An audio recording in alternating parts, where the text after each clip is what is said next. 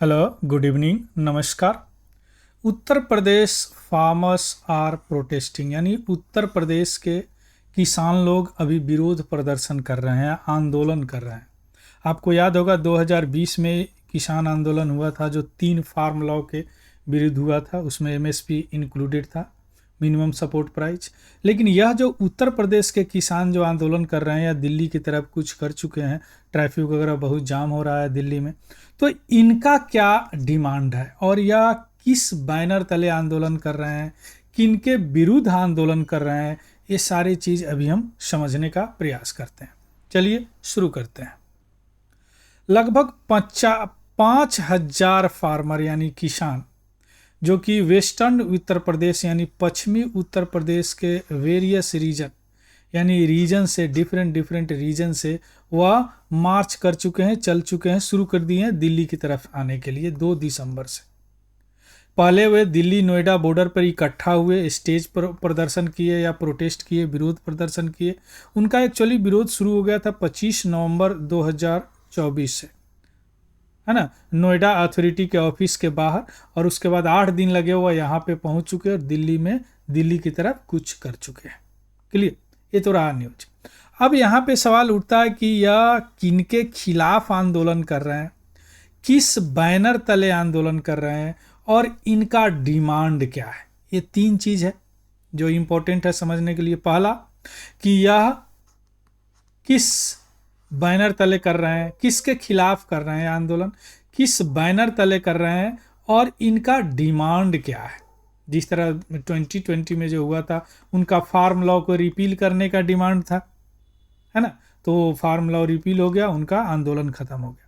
लेकिन इस बार इनका क्या डिमांड है यह हम समझते हैं। तो सबसे पहले समझते हैं कि यह किनके खिलाफ आंदोलन कर रहे हैं यानी प्रोटेस्ट कर रहे हैं, विरोध प्रदर्शन कर रहे हैं। जो कि बहुत सारे फार्मर, अभी देखिए 5,000 से ज़्यादा फार्मर कलेक्टिव रूप से या एजिटेट कर रहे हैं किनके अगेंस्ट। 3 है, new Okhla industrial development authority, Noida authority के या विकास, न्यू ओखला औद्योगिक विकास प्राधिकरण। दूसरा है greater Noida industrial development authority यानी ग्रेटर नोएडा औद्योगिक विकास प्राधिकरण।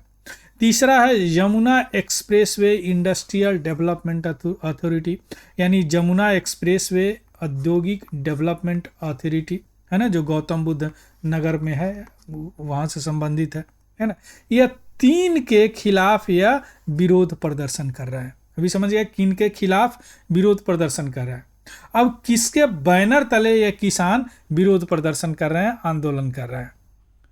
यानी यह जो किसान है वेस्टर्न उत्तर प्रदेश का जो किसान है, फार्मर है, वह बैनर ऑफ ऑर्गेनाइजेशन मानी किस ऑर्गेनाइजेशन के बैनर तले कर रहा है। चूंकि कोई भी आंदोलन होता है तो एक ऑर्गेनाइजेशन, एक संस्था उसके पीछे होता है ना। तो इसमें 3 है। संयुक्त किसान मोर्चा, यह तो बड़ा लीड रोल प्ले किए हुए थे 2020 के किसान प्रोटेस्ट में, 3 फार्म लॉ वाले में। इसके अलावा है भारतीय किसान परिषद BKB, किसान मजदूर मोर्चा KMM। यह ग्रुप जो है, यह जो ग्रुप है, यह संस्था है जिनके बैनर तले ऑर्गेनाइजेशन है, ये लोग आंदोलन कर रहे हैं। और इसमें जो किसान शामिल हुए हैं या ग्रेटर नोएडा के, मेरठ के, बुलंदशहर के और आगरा के फार्मर इसमें शामिल हुए हैं, क्या, आंदोलन करने में। तो आप समझ गए किनके विरोध प्रदर्शन कर रहे हैं, किनके बैनर तले प्रदर्शन कर रहे हैं ये लोग, कौन, किसान पर प्रदर्शन कर रहे हैं। अब तीसरा चीज रह गया कि इनका डिमांड क्या है। क्या रह गया, डिमांड क्या है। देखिए जो 3 अथॉरिटी हम देखे हैं वो अथॉरिटी क्या है, उसका काम क्या है, उस रीजन का डेवलपमेंट करना। बड़े बड़े कमर्शियल कम्प्लेक्स बना रहे हैं, बड़े बड़े रेसिडेंशियल कम्प्लेक्स बना रहे हैं, चौड़ा चौड़ा रोड कर रहे हैं, ये सारे उस अथॉरिटी के अंतर्गत आते हैं। चौड़ी रोड करने के साथ रेसिडेंशियल और कमर्शियल कम्प्लेक्स बनते हैं, तो उनके खिलाफ ये लोग आंदोलन कर रहे हैं। तो उनसे इनका डिमांड क्या, वो किसके अंतर्गत है, सरकार के अंतर्गत है। यानी ये इनका सरकार से डिमांड क्या है, क्या है सरकार से डिमांड। अब देखिए की डिमांड क्या है।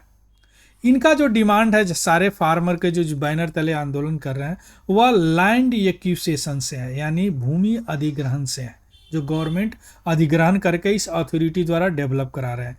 1997 से यानी 1997 से 2008 के बीच में जो भूमि अधिग्रहण हुए, ध्यान दीजिएगा, 1997 से 2008 के बीच में जो भूमि अधिग्रहण हुए हैं उनके संबंध में इनका डिमांड है।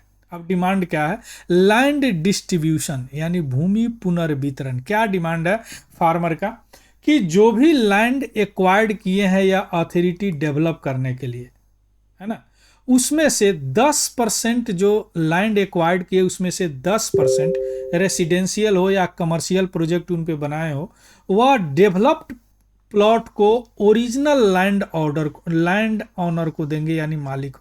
ध्यान दीजिए, यानी 10% डेवलप करने के बाद, यानी या तो रेसिडेंशियल बनाए हैं या कमर्शियल बनाए हैं, 10% जो है ओरिजिनल लैंड ऑनर को दे जिनका वह जमीन वो लिए हैं। हरा बात समझ में? यह लैंड डिस्ट्रीब्यूशन हो गया। डेवलप करके, डेवलप प्लॉट 10% उनको दे। मान लीजिए कोई दुकान अगर बनाया है तो कुछ दुकान उनको दे दे, कोई कमर्शियल कॉम्प्लेक्स बड़े बड़े बनाए हैं तो कुछ 10% हिस्सा उनको दे दे, उस फार्मर को जिनसे वह जमीन अधिग्रहित किए हैं, जमीन लेके वो डेवलप किए हैं। क्लियर?